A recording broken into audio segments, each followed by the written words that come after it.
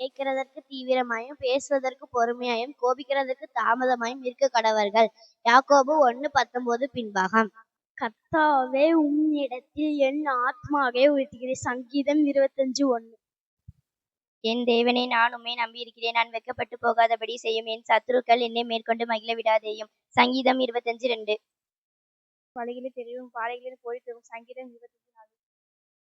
உம்முடைய சத்தியத்திலே என்னை நடத்தி போய்த்தரும். நீரே என் ரட்சிப்பின் தேவன்.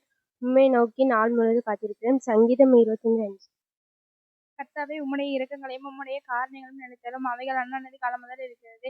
சங்கீதம் 25:6. என் இளவயதின் பாவங்களையும் என் மீறுதலையும் நினையாதிரும். கர்த்தாவே, உம்முடைய தயவு நிமித்தம் என்னை உமது கிருபைகளின்படி நினைத்தள்ளும். சங்கீதம் 25:7. கர்த்தர் நல்லவர், உத்தமமாய் இருக்கிறார், பாவிகளுக்கு வழிகள் தெரிகிறார். சங்கீதம் 25:8. சாந்த குணமுள்ளவர்களை நியாயத்திலே நடத்தி சாந்த குணமுள்ளவர்களுக்கு தமது வழியை போதிக்கிறார். சங்கீதம் 25:9.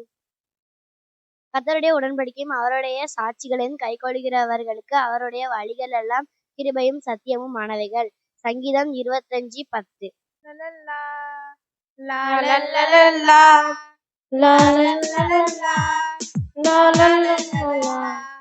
வேகமாக வார்த்தைகள் கொட்டி சண்டை போட்டிடும்.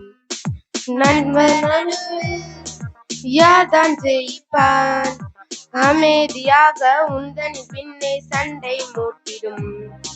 நண்பன் நடுவில் யார்தான் ஜெயிப்பான்? நண்பினால் பகைவரை நேசிப்பவன் அன்பவன்தான். அன்பாயிருப்பவன் தான் ஜெயிப்பவன். இவன் தான் அன்பாயிருப்பவன் தான்